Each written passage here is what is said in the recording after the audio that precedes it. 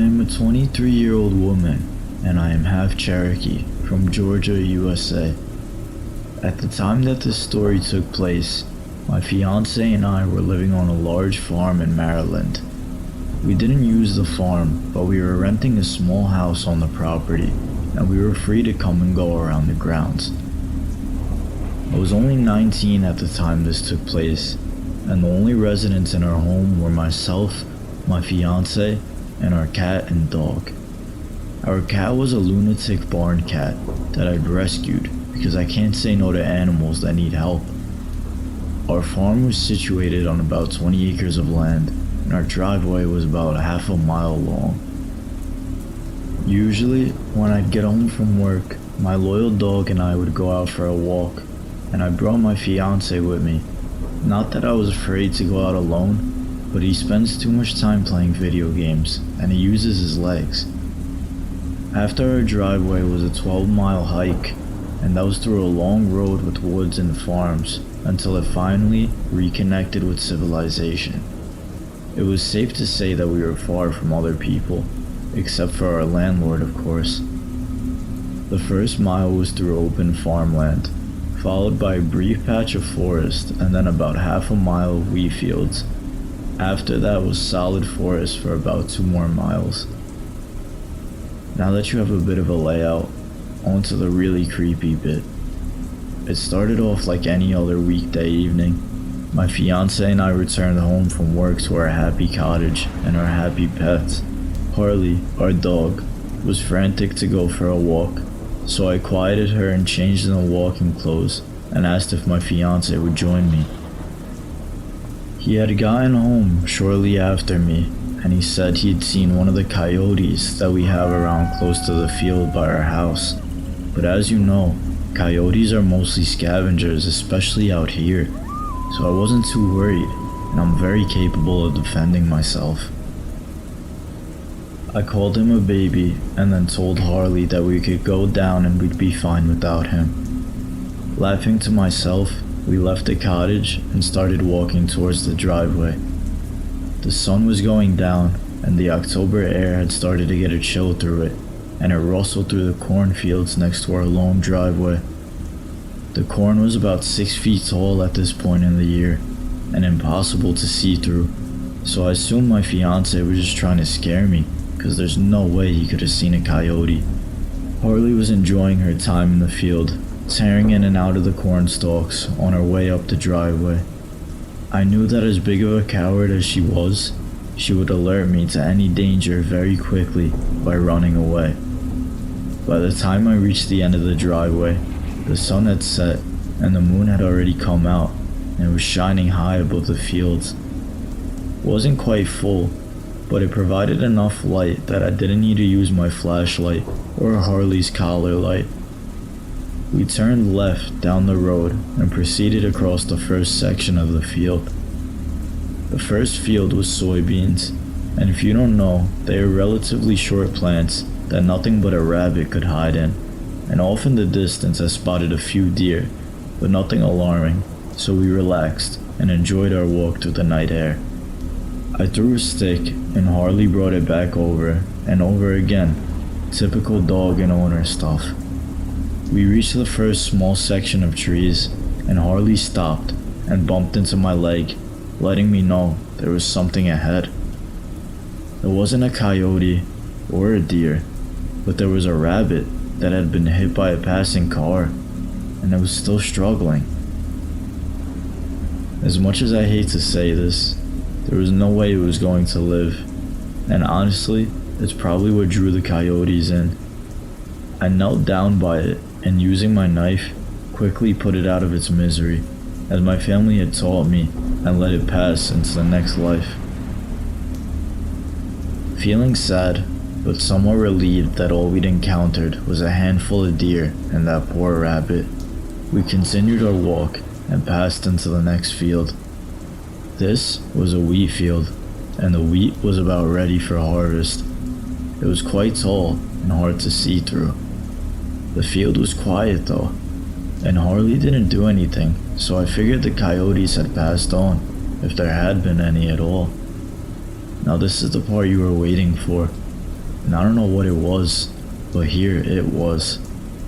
We rounded the corner of the field, and in an area of wheat on our left and forest on our right, the air seemed to go still. Harley got closer to me, and I heard rustling in the wheat field. I saw 3 tails circling back towards the forest. Coyotes. The eastern coyotes. They're small, but in a pack, they get pretty ballsy. Harley raised her heckles, and I yelled, "Get out of here! Go on!" as loud as I could, and the coyotes, startled, scattered off into the trees. I decided to turn around and get out of there before they decided to regroup. I'm brave, but I'm not going to walk into a darkened forest with a coyote pack and a cowardly pit bull. We turned to head back, and again, I heard a rustling in the wheat. A confused coyote? I thought it must be, but no. Harley was standing stock, still staring at the wheat, and I whistled for her to come with me. That high-pitched, ear-piercing, 2-fingered whistle. That snapped her right out of it for a second when my whistle was returned from inside of the wheat. All of a sudden, all of the family legends I'd heard came flooding back to me, and I expected to see a tall, thin creature emerge, but nothing did. I didn't smell rotting meat or feel a sense of dread. Instead, I was fixed with fear and curiosity. I whistled again. The whistle was returned again. Very human sounding, but at the same time, not. Against my better judgment, I said, "Hello?" My own voice replied, "Hello?" My hand on my knife, I said, "Show yourself." Silence. No bugs, no coyotes, no Harley noises, just my own breath. Slowly the rustling started again, and I turned on my flashlight. I shined it on the wheat field, and what I saw confuses me to this day. Animal eyes, that green-yellow reflection of light was cast back at me, but what it was connected to didn't make any sense. There was a girl, no more than 14 or 16, crouched in the wheat. She wore what I must have thought was some kind of deer skin or fur, and she was naked otherwise. She was thin, and looked as though her skin had never seen sunlight. Her hair was long and tangled with wheat and leaves. Under any other circumstances, I would have said she was beautiful, but at that moment, she was terrifying. We stared at each other for what must have been a solid minute or so, but it felt much longer.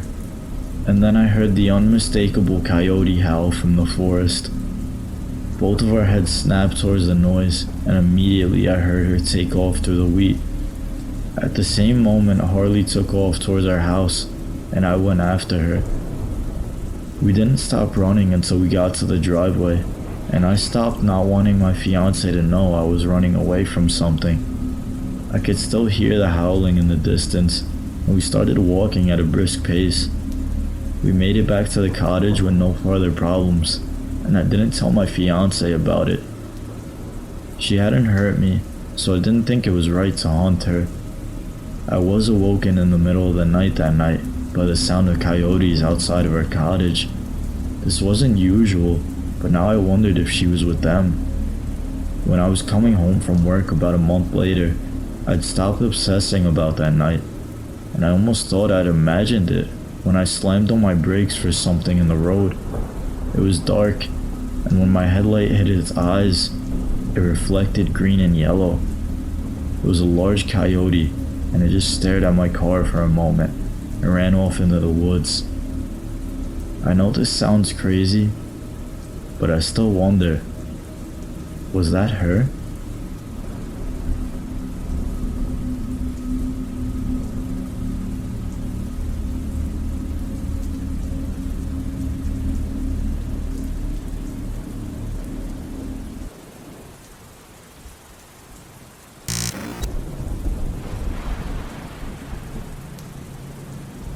My first experience with the supernatural was one of the most terrible life experiences I can remember. It happened when I was young and dumb and wanted to go out into the world and explore. While I was out of my home country of Canada, I witnessed a horror I'd soon hope I'd forget. I'd gone on a trip with some of my buddies to Montana, just below my home province of Alberta. We were originally going to stay in Yellowstone National Park, but decided to head to Glacier National Park first. We were going to camp out at Yellowstone for a few days. We finally reached Glacier Park after a 6-hour drive and had just enough time to do a little hiking before going to our hotel in the nearby town to rest and move on towards Yellowstone. We had gotten to the park around 4:30 p.m. and decided it was a great idea to hike after dark. When I said great, I mean sarcastically. I'm not sure why we decided to go in the dark. So we hiked up the trail, looking at the glorious views of rivers and waterfalls, and all in the Avalanche Creek Trail. The light began to fade rather quickly. We were only about 2/3 of the way up, and we'd hiked into the trail about 10 kilometers. To come back, it would take us about 2 hours to walk back down from that point. This is when everything hit the fan. Myself and my friends were all outdoorsmen, and we loved to go hiking. We'd travel around the Rocky Mountains, but we were still inexperienced when it came to night hiking. Since the trail we were on wasn't as traveled at this part of the hike, it was hard to follow in the dark. Every now and then we would see a sign that notified us we were going in the right direction. At some point, maybe a third of the way down the mountain, we ended up going off trail, following a little rabbit trail, thinking we were still on the correct path. We began to figure out that we were definitely not going the right way. My friend checked his compass, showing we were heading deeper into the Rocky Mountain miles. We were going into the forest when all we wanted to do was get out of it. Then began the mass panic. My friends and I immediately turned around and began walking the way we came. The trail we were following didn't look the same as it had before, leading us to believe that we may have been even more lost than we already were. That's when we collectively noticed how quiet it had gotten. There were no insects, no birds, nothing. It was dead silence. I knew this was a bad sign, as I'm a hunter, and when it gets quiet like this, it means there's a large predator around and that it's hunting. We'd literally become prey to an unknown beast in the woods. We all began getting a sudden spike of anxiety when I let the guys know what was actually happening. That's when we heard a noise that brought terror, a guttural howl from up the mountain, and it was followed by even more. My heart went into my throat, and the terror I felt made me shake. Most of my friends did the same, but all of them, except 2, had already dipped and had began running in the direction the opposite of the howl. We'd all followed soon, and after running ourselves ragged, we looked behind and saw the eyes of something that was much larger than we anticipated. The eyes were at least 6 feet off the ground and moving towards us fast. We split up running in random directions, hoping to lose the beast. It was never going to happen. I could hear the breath of one of these things about 20 feet behind me and gaining. All of a sudden, my friend appeared from the trees to my right, and we ended up running together until I cut off from him. hoping to escape. I know I left him to die that night, but it was a last-ditch effort that worked out in my advantage. I heard his screams from my left and ran as fast as I could away from them. Tears rolling down my face, I hear his screams for help and hear him shrieking in pain and know that nothing could have been done about it. I continued running down the mountain until I saw a familiar sight ahead of me. It was one of the trail signs showing how far you were on the trail. I stopped, checking where I was, and then started running again. I was hoping to get away from the creatures in the mountain. Another kilometer down the trail, I began hearing howls getting closer and closer yet again. This caused me to run as fast as I could. Looking ahead, I saw the sign saying parking lot and zoomed past it in panic. Looking for my keys in my pocket and scrambling towards the only vehicle still left in the lot, which was my car, I used my fob to unlock the car from a distance and run as hard as I could, slamming the side of my door and hopping in it. Starting the car, I looked out my window towards the trail and saw 2 pairs of eyes staring at me. Just out of the range of the lamppost, they stared at me before disappearing back into the brush as I drove away and never looked back. I arrived at the ranger station by the park entrance and ran inside looking disheveled and terrified. I began telling the ranger at the station what had happened. He looked at me with a sad face as if he knew that this would happen. He called up the search and rescue team to come in the morning to look for my friends. They were never found.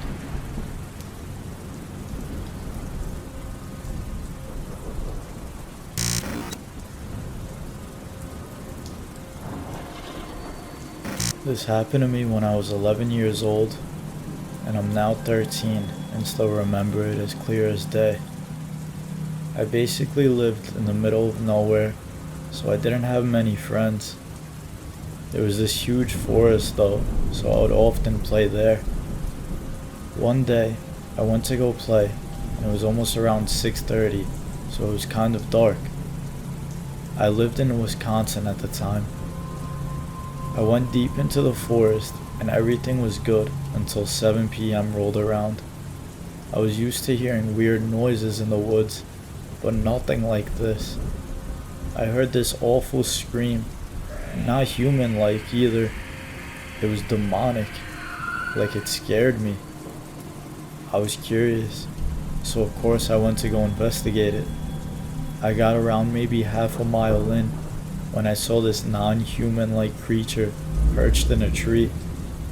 Instead of running for my life, I froze in shock and fear, and before I knew it, that thing, that awfully smelly creature, was right behind me. I wanted to scream for help, but I didn't. I didn't know what that creature could do to me, so I stood there like a rock, hoping it would leave. It screamed again, but even worse than the first time, and I felt like I was gonna go deaf. Eventually, after minutes of it staring at me, it flew, and I mean flew, up to the tree. I stood there, looking at it, for what felt like hours. I wanted to pull my phone out and try to blind it with the flash so I could make a run for it. So that's what I did. Now, did I mention I was a little chubby for my age, so I couldn't run fast, and that caused the creature to jump and run after me. As it chased me through the woods, I felt the world spinning around me, and I screamed for help. The creature caught up with me eventually, and I felt like my life was over. I made a dash for the bushes, hoping to be able to hide in one, which I did. Now I waited for half an hour thinking he was gone, and I made a dash to the door, hoping it wasn't behind me. Instead, it was perched on the air conditioner. I told my parents that very night, and they called me crazy, but I know what I saw, and I'm never going in those woods again. Monsters are real, and I don't know what that creature was, but who knows what it would have done if it got its hands on me. There's something in the woods. I had previously posted this story with my wife's account a couple of days ago. I didn't know what we'd seen until someone replied to a different post. I'm gonna start with seemingly unrelated incidents that have led up to this most recent eye-opening experience. About a year ago, I moved my family and I to a home way out in the woods in Tennessee. I want to be brief here, but I need to get this off my chest. And after looking into this matter a little more, I have a lot more details that I think will paint a clearer picture in the end. The nights here can be extremely loud. Between the crickets, the tree frogs, and the cicadas, it can almost be deafening. One night, not too long ago, after we moved in, I'd forgotten something in my car and headed outside to get it. The first thing that struck me as odd was that my dog wouldn't go outside with me. My dog goes everywhere with me, as I'm her whole world. But not this night. As I held the door open, she looked out, then looked up at me like nope. So I walked out and shut the door behind me. The second thing that caught me off guard was that there was not a peep. It was dead silent. Still, I shrugged this off and walked down my front steps to my car. When I'd gotten about 10 feet from my car, the hairs on the back of my neck stood up. I felt as though something was watching me. I looked around, but saw nothing. After I'd reached in my car for what I'd forgotten to grab earlier, I had this feeling like something was moving towards me. I took a step back and checked around me. All of a sudden, I heard one of the hedges next to me, near my walkway to our front door, rattle. At first, I thought it was a rabbit that I'd spooked, as I had seen one earlier in the day, right where this was happening. A few seconds later, I heard the sound of a large rock landing a few feet away from me. It hit the walkway and bounced into a shrub. I drew my weapon and called out to whoever it was. After a few seconds of nothing, I began to think that this was some local teenagers messing with the new people. I put my weapon away, turned to the front door, and started walking back. Almost as soon as I turned towards my house, I heard a deep panting sound. It sounded like a huge dog, but what made me run back to my front door was that it sounded like it was right behind me. I leaped up onto my porch, turned, and pulled the weapon again, expecting something right there, but there was nothing. A couple weeks later, I was on my porch at night, sitting on a bench with my wife. She got up and walked inside to get something, and as soon as she shut the door, I heard that panting sound again. I couldn't see anything, yet this sounded like it was right on top of me. The sound was coming from everywhere, and it was so very loud. Again, I couldn't see anything, so I ran back into my house. Now at this point, I was questioning moving here, but after nothing else really happened, I figured I'd let it go. A month or so later, it was a really rainy and stormy night. This is around 9 p.m. and my wife and I enjoy listening to the rain, so we talked about how relaxing it was. Me growing up in Oregon, I love the rain, and for the past 10 years we lived in Vegas where it would dump the entire year of rain in a day, then be bone dry for the rest of the year. For my wife, who grew up in Nevada, rain was such a rare thing. She loved going outside and watching the rain. So for us, this was an enjoyable experience. Except this night in particular, things took a weird turn. As we were sitting, talking about the rain and relaxing, my wife stopped me and she said, "Did you hear that?" I said, "No. What did you hear?" She said, "I swear it sounded like a small child calling for help out in the woods, right next to our house."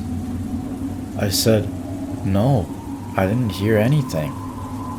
After a few moments of us listening intently, She said, "There it is again." And I said, "I didn't hear a thing. Are you sure you're not just hearing stuff?" She looked at me all offended that I didn't hear anything and said, "No, I'm positive. How could you not hear that? It was our son. I think he's out there and he got lost." I said, "No, he's in the house sleeping on the couch." We then both looked through the blinds that were open right behind us, and we could see all of our children laying there. She said, "That's so weird. I swear it sounded like our son." I said, "It isn't him. He's right there. Besides, I don't hear anything." She then stood up and said, "Wow, he's really crying for help. I need to go look for him." Now at this point, if you knew my wife, you would know she's absolutely creeped out by the woods and wouldn't be caught dead walking into them during daylight, much less at night during a storm.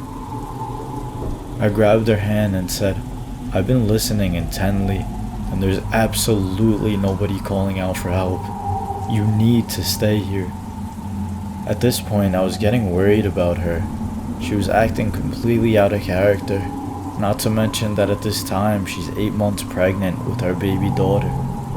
She then said, "What if there's some child out there lost in the woods?" And then I responded, "Well, first off, I'd be able to hear them too. Secondly, there's no other kids around here for miles, and the odds of them being lost 100 feet from our house that's lit up like a Christmas tree is nil."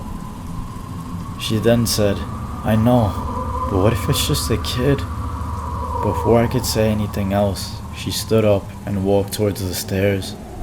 I jumped up and grabbed her hand again and said, "No, you're not going. Get in the house. I don't know what's going on, but you need to get inside." She then complied, and we both went inside.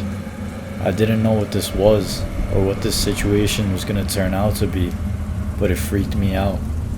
A few months after this, just as it was getting dark outside, I heard the front door to our house open, and I got up to investigate. We have autistic 6-year-old twins, and we have the doors set up so they can't open it without us there.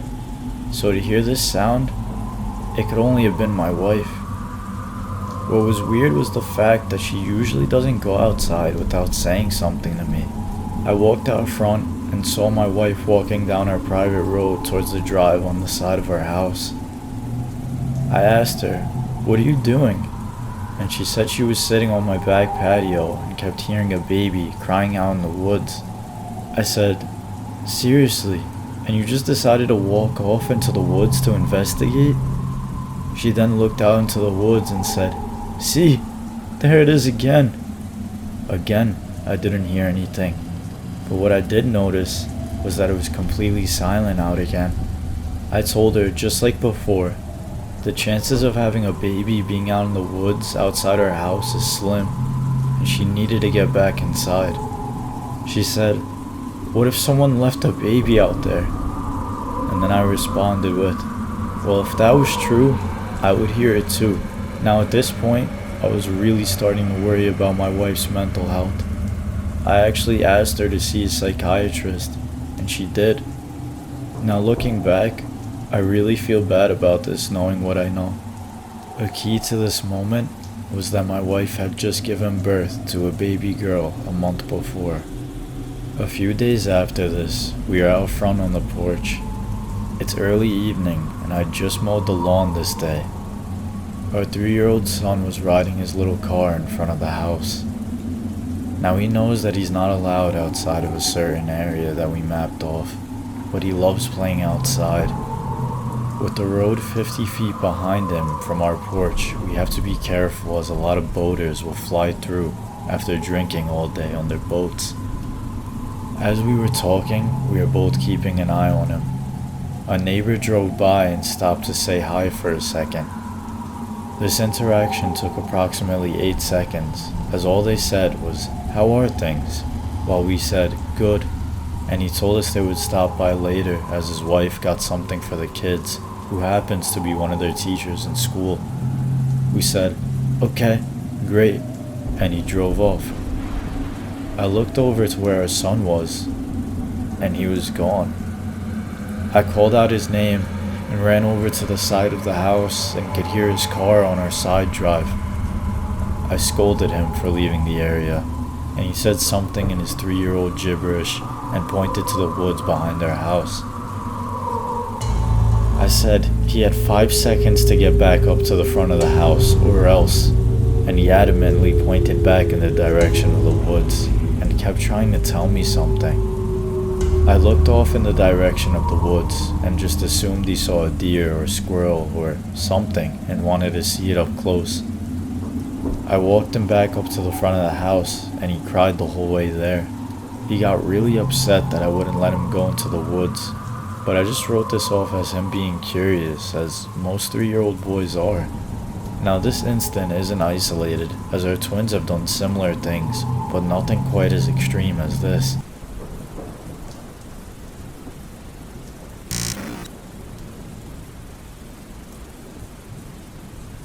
To start this story off and give a little insight about me, I'm an 18-year-old female who grew up in Michigan and has lived in the country for as long as I can remember. This is a long story, so bear with me.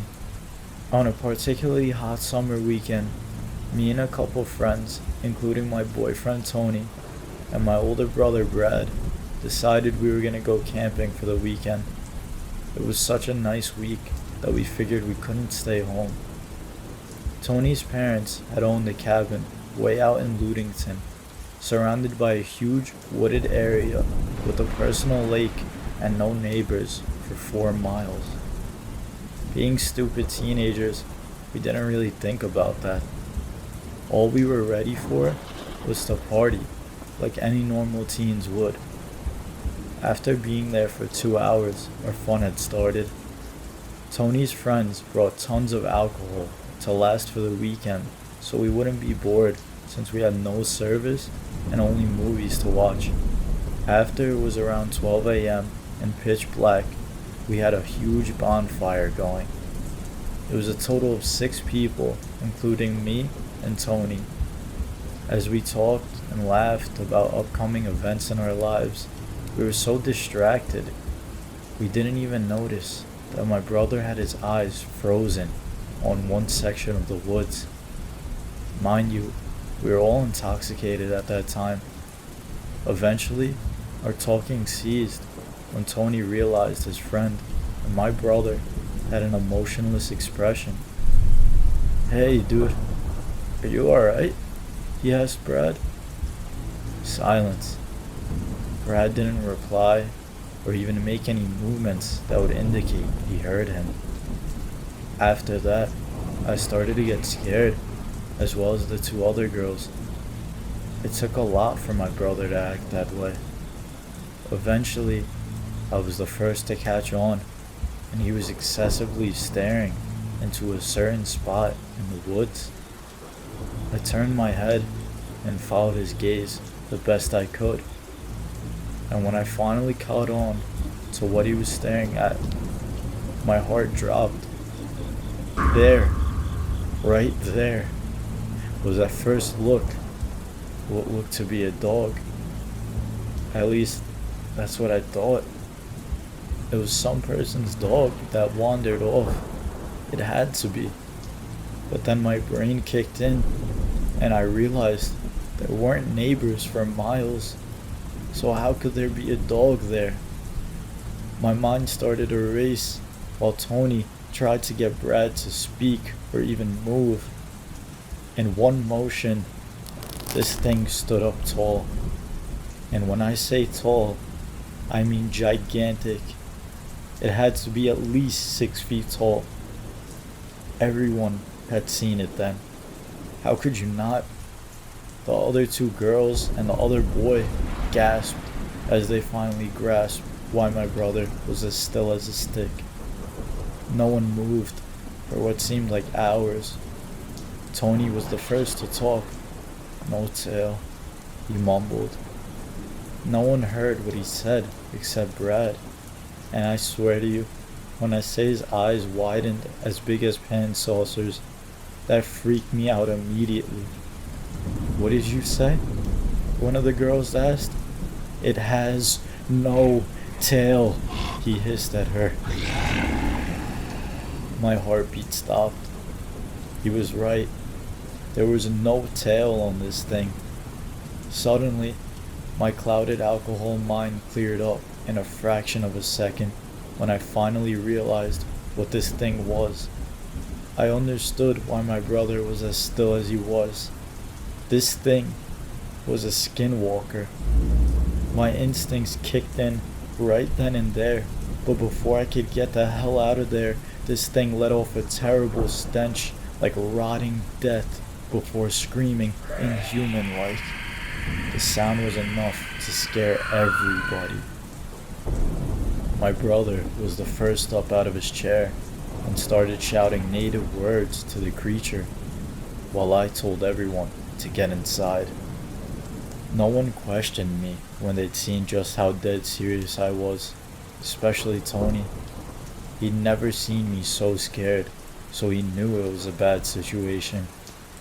We all hightailed it into the cabin, with my brother still in tow, shouting native words at the creature. It seemed to keep it at bay, while it gave us enough time to get inside. He slammed and locked the door before turning all the lights off. Grabbing a special ash from the kitchen counter, he started throwing it at every window and door while he chanted. Of course, he had everyone freaked out and basically in tears at this moment. After he was done, no one said a word for a long time. All of us, still in shock, just waited. He grabbed the weapon and had it posted by him for hours. Everyone was entirely too shaken up to even question what happened. We must have fallen asleep eventually, because I woke up to my brother packing our stuff in the 2 cars early in the morning. I understood why. We had a native family. We knew what we were dealing with, and we knew it would come back, and maybe not alone. Before we left, I did a blessing on the cabin and spoke a few calming words to the very freaked out girls. We left as soon as everything was packed up. To this day, we still haven't explained exactly to our friends what happened that night, and they never even bothered to ask us either.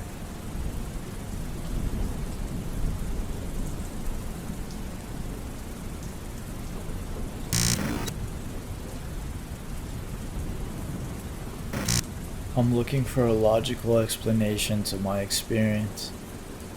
A couple of days ago, my boyfriend and I were driving up the road in the middle of the woods. We turned the corner and we saw a deer. The deer didn't even flinch at our car coming up the road. That's what weirded us out. Deers usually see light and they start running, but this one stayed still. Then we saw it. I'm not normally a scared person, but seeing this thing made me feel very uncomfortable. It looked as if there was something talking to the deer. It had to be at least 8 feet tall, very thin, and it was all black, with wings. It flew up right in front of the car, and my boyfriend slammed on the brakes. He turned to me and said, "Tell me you saw that," and asked me to describe it to him to make sure he wasn't going crazy. I did, and we sped all the way home. This all happened in about a minute, although it felt way longer than that. I was telling my dad about it, and he said he saw the exact same creature years earlier at my sister's bus stop. He tried to convince my sister it was a garbage bag or something, but my sister's response was, "Daddy, that thing was too fast and too big to be a trash bag." And all my dad could say was, "I don't know." If anybody has any idea what it could be, I'd appreciate if you tell me. I'm very skeptical about these things, and I'm looking for a more logical explanation, but I don't know if I'll ever find one. It almost doesn't make sense to tell anyone what I saw, because nobody but my boyfriend would believe it. Whatever it was looked like it was talking to the deer. It looked like it could communicate, but it didn't look human. I still choose not to believe what I saw, but after hearing what my dad told me about the past situation, maybe I should believe what I saw.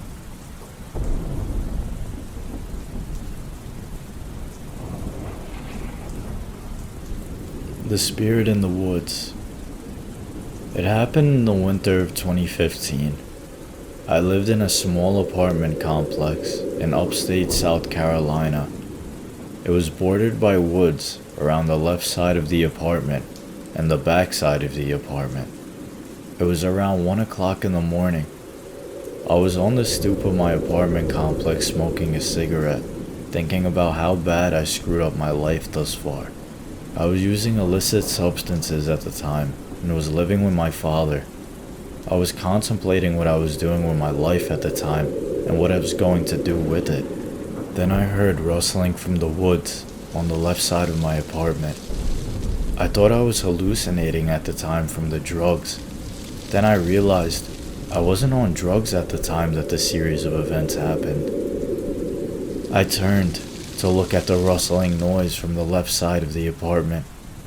It was the scariest thing I'd ever seen in my life.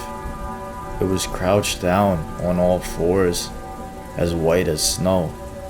The limbs were bent at absurd angles for a thing that had looked like a human being. Its face was the most nightmare-fueled featureless of anything on earth. It had the most empty, dark void for eyes. It was like it was looking into a dark, starless sky. It had no nose at all, but what I saw was slits where the nose should be. The mouth was upturned into a smile, with sharp pointed teeth protruding from its lips. I thought for a second I was going to die. I'm not ashamed about what happened next.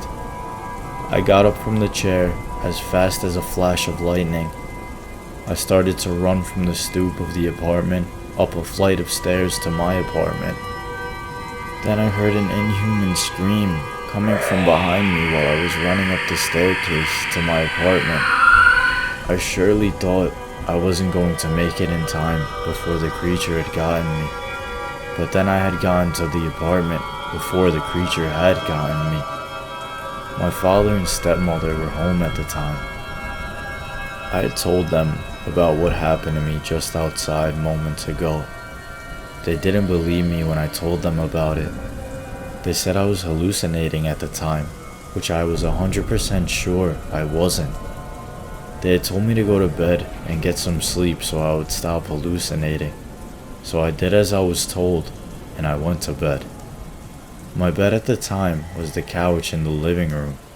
The apartment was a 2-bedroom, and my parents had one room and my stepbrother had the other. I'd only come home because I was homesick at the time. I was living as a vagabond across the United States, thinking if I changed my surroundings, my life would get better, but that wasn't the case. So I was laying on the couch trying to fall asleep. The couch was in front of my window and it overlooked the woods in the backyard of the apartment. I was closing my eyes to try to fall asleep. As I was closing my eyes, there it was. The creature had emerged from the woods, hanging on the window looking down at me from it. I heard a strange voice inside my head telling me, "I'm going to destroy your life by making it a living hell until you want to die." Then it crawled away from the window and went into the back of the woods. I couldn't fall asleep until the sun came out at dawn. I just laid there on the couch thinking it was a visual and maybe auditory hallucination. Or was this creature real? I'd gotten some sleep during the day. When I awoke, it was 4 p.m. in the afternoon. I was going to figure out what this creature was, if it was a creature or a demon.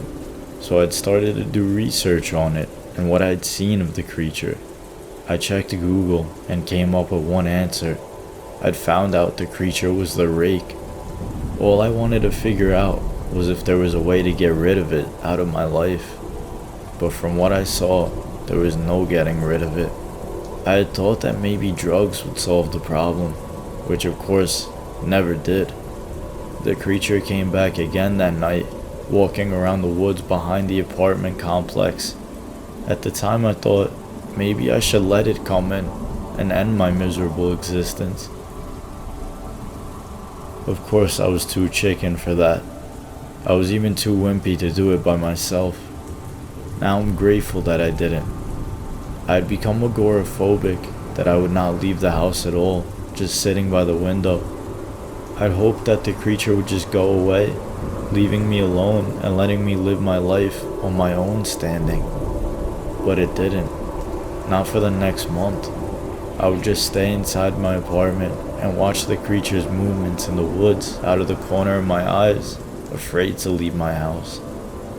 When I'd finally gotten the courage to leave the house, it was during the day, so the creature couldn't approach me.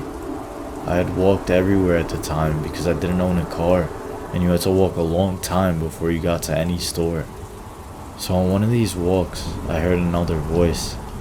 It sounded like a woman's voice that told me where the creature lived and why it was coming for me. The voice had told me directions to the ravine near the main road where I lived by. It was a quarter of a mile away from the apartment complex.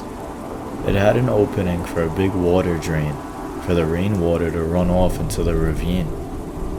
It looked so creepy that I was not willing to go anywhere near that place at all. The voice had told me that the creature was coming after me because I had so much negativity going on in my life. It fed off of it. Now was the week of me finally getting tired of my lifestyle and wanting to change it. I went into the woods that night and was going to face this thing that was stalking me. I saw it deep in the woods and screamed at it to leave me alone and that I was bettering my life. It walked away and disappeared. When I'd exited the woods, the road was lit up with yellow glowing lights, and I knew if I tried to do better, that my life would get better. Thank you for letting me read my story. It's the first time trying to write about my life. Be careful driving at night. I live just south of Dayton, Ohio, in a smaller city where I was driving home from getting a milkshake from United Dairy Farmers, a Midwest gas station. This one is located just outside of the city and in a little area known as Red Lion in the country, about 20 minutes away from my home.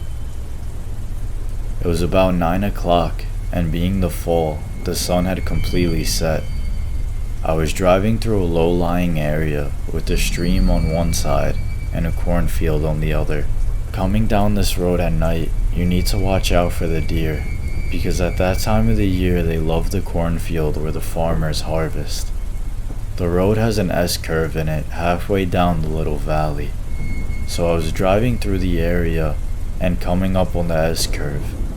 Behind a tree, I saw eyes, so I slowed down a bit, expecting a deer to rush in front of the car. But when I got closer, they disappeared, so I thought it went back down the creek. I cautiously drove past that tree and started to speed up. Behind another tree, someone dashed in front of my car and diapered right into the middle of the street. I slammed the brakes, looking into the field to my right, and saw nothing in the limited light that the moon gave off. Not willing to deal with whatever had jumped in front of my car, I stepped on the gas and got out of there as fast as I could. Now I laugh about it, but at that point, it was the scariest thing I'd ever seen. I don't usually entertain ghost stories or creature stories or whatever it may be, but whatever popped out in front of me that night moved so fast at almost lightning speed. It's not something I've seen before, and it honestly surprised me.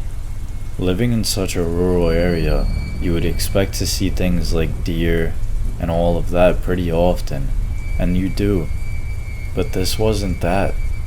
I don't know what it was. It was almost too fast to be a deer or any other sort of animal. The way it sprinted across the road at extreme speeds made me feel like it wasn't anything that was native to where we are. I was better off not asking questions and taking it as it came. I was lucky to get out of there with just a story, and a scary one at that. All I could ask is that when you're driving at night, please be aware of the living and the dead, because if you say I swerved and put yourself into a ditch because of a ghost, I imagine your insurance company's not gonna believe you. Something broke into my house. Before I begin, I'm a 16-year-old male. About 3 years ago, I was in Virginia visiting family over the summer. We were right outside the DC area and staying in a 2-story house near the freeway. On the other side of the freeway was a forest. So my mom, her boyfriend Eric, and I were all staying with Eric's parents. We had brought some night vision binoculars and decided that tonight was the perfect time to use them. So after dinner, we geared up and we headed out. We passed under the freeway and headed into the woods. When we got about 5 minutes into the forest, we set down our bags and we took out our binoculars. My mom looked around with them for a while, seeing a few squirrels here and there. She got tired of them and passed them to me.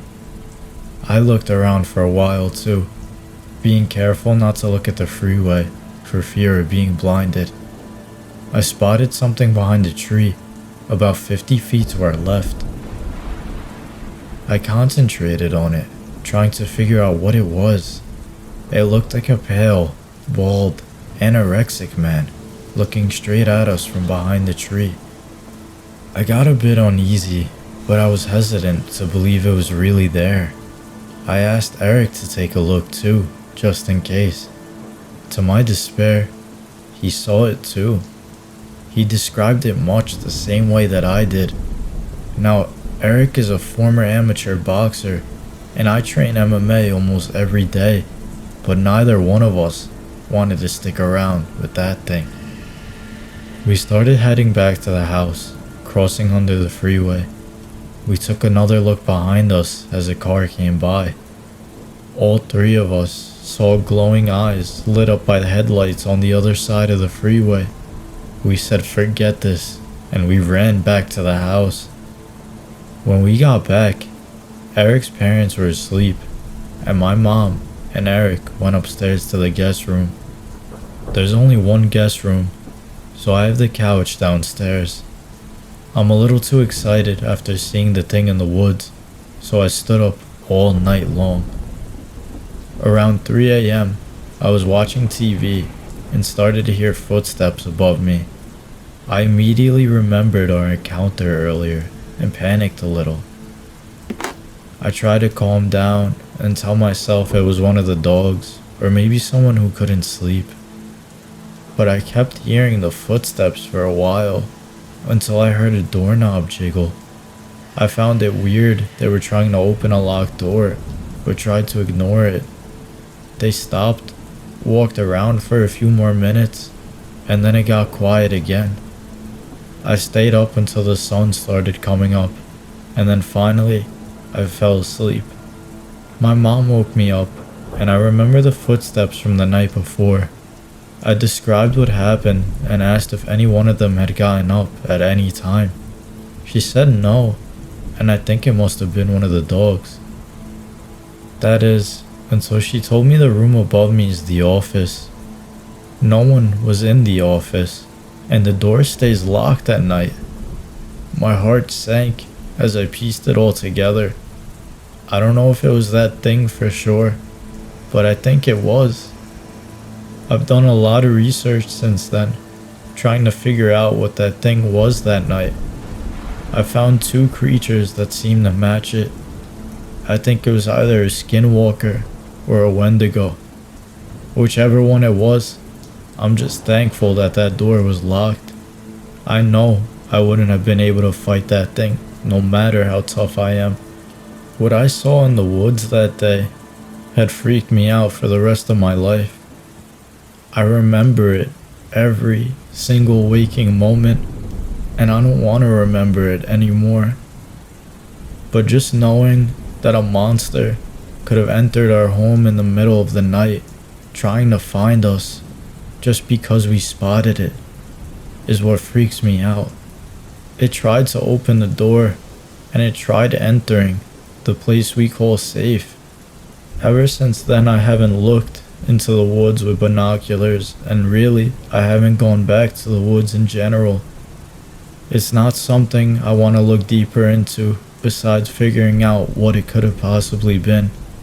But now that I know what it could have been, I'm afraid that I don't want to know anymore. There's something stalking someone I know. About 7 years ago, there was a post about someone being stalked. I don't want to go into the whole story because it's pretty long, but I just wanted to see if anyone else had seen a Skinwalker type thing multiple times. Someone I know has seen it from the kitchen window. When he was late in the car that one day, even at another house he was staying at, he said he saw it again. He said his dad had talked to the creature, or whatever he saw, and he said, "Just do it," when he pointed a weapon at it. I feel a little weird writing this because it's not creepy, and it might be people I know, but this has been an every night affair. I know this person very well, and I can't go into more details without getting him involved. I just wanted to see if anyone was experienced with this. This was the original post that was written.